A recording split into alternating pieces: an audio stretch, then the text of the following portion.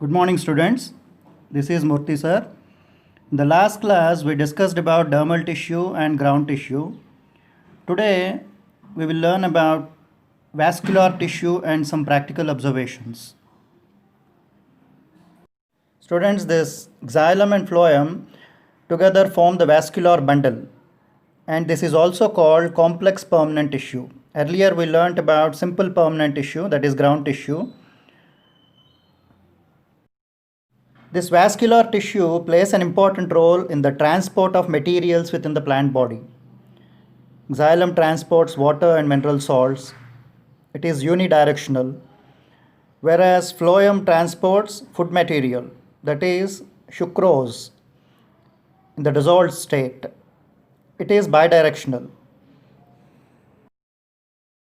Students, the movement of water and mineral salts in xylem is unidirectional. It means from the root system, when root hairs absorb water and mineral salts, it travels upwards towards shoot system only in one direction. But in case of phloem, the food prepared by the leaves through photosynthesis, it will be transported to the upper branches as well as to the root system, because root system cannot prepare food. It is completely dependent on the shoot system, and the root cells, they require nourishment, and that they get from the shoot system. So in case of phloem, the transport of materials, that is food materials, it is bidirectional. Students, actually the food prepared by the leaves is glucose, but to transport it in dissolved state, the plant body is transporting in the form of sucrose, in the form of solution in dissolved state. Students, here also you can observe the unidirectional movement of materials in xylem and bidirectional movement of materials in phloem.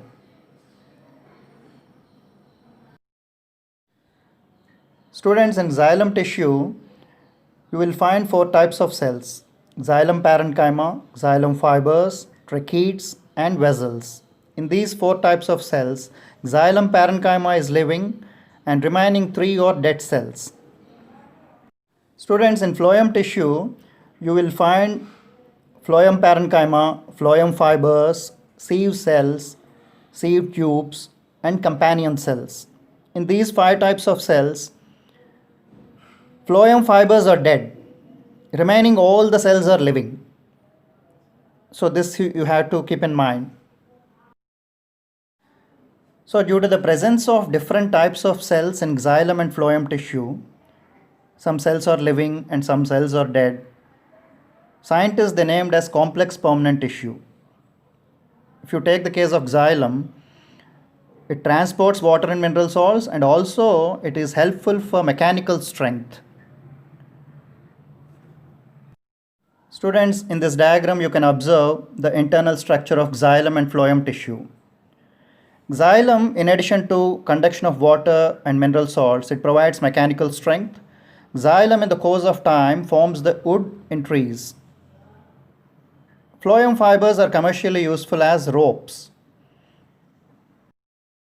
Students, you know, the wood or timber of forest trees, it is commercially useful for making furniture, for making doors, windows. So it has a lot of commercial importance.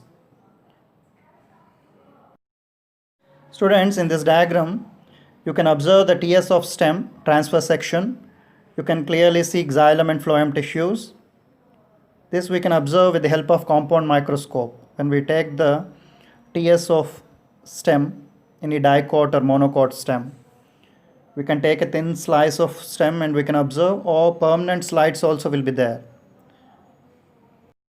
Students, now we will move on to the lab activities.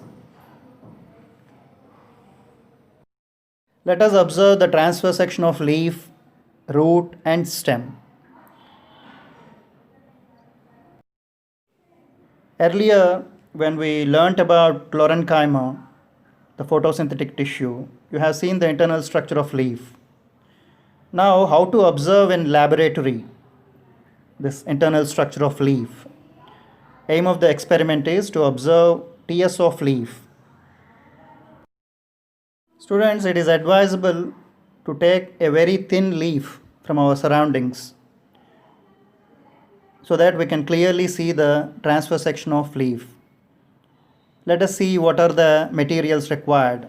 Compound microscope, a thin leaf, blade, watch glass, glass slide, glycerin, safranin, needle, cover slip, dropper, blotting paper. These are the materials required to perform this experiment. Compound microscope or light microscope, which is available in school laboratories, that we have to use to observe this transverse section of leaf.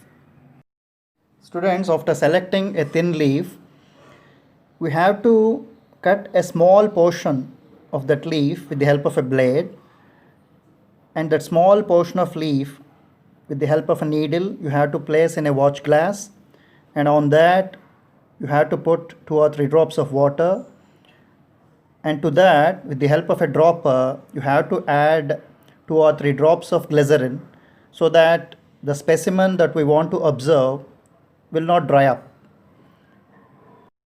To highlight the particular regions of tissue, that is internal structure of leaf,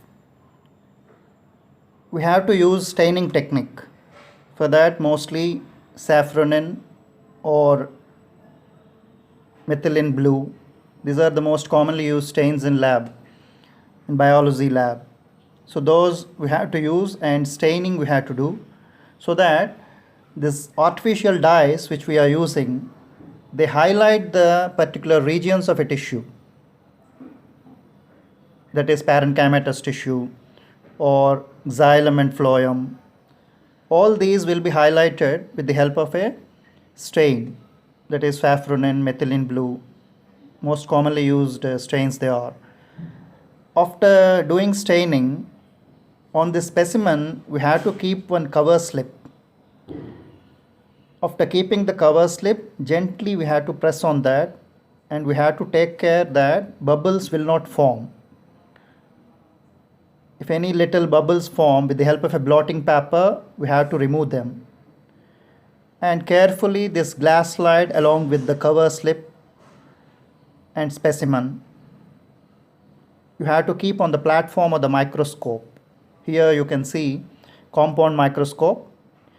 Generally in school labs, below the platform of the microscope, one mirror will be there to focus light onto the specimen.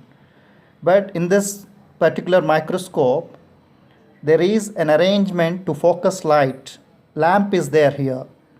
So with the help of lamp, one wire is there from below. So it works on battery. So this lamp focuses light onto the specimen. And when you use the eyepiece, you can clearly observe the internal structure of leaf after adjusting the lenses. Fine adjustment and Koyas adjustment too will be there. After making the fine adjustment, you can clearly see the internal structure of leaf. Students, when we use cover slip on the specimen, when we keep cover slip on the specimen, it will not allow the specimen to come in contact with the lenses which are there above the platform of the microscope. So we have to keep a cover slip gently on the specimen. That is the reason. Students, in this diagram, clearly you can see different types of tissues, internal tissues in leaf. Parenchymatous tissue, that is palisade mesophyll tissue and spongy mesophyll tissue, air spaces, xylem and phloem, stomata. All these are clearly seen in this internal structure of leaf, that is transverse section of leaf. So here you can see the green portion, that is chloroplast and chlorophyll pigment.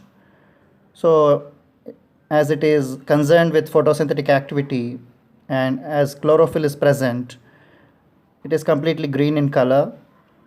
And other regions you see, upper epidermis and lower epidermis, pink color is there. And xylem and phloem, dark colors are there. So because of staining, some particular regions are highlighted there. Students, here you can see transfer section of root. So this is another activity, but the general procedure is same. So first we have seen internal structure of leaf. Now this is internal structure of root. The apparatus required and the general procedure will be same.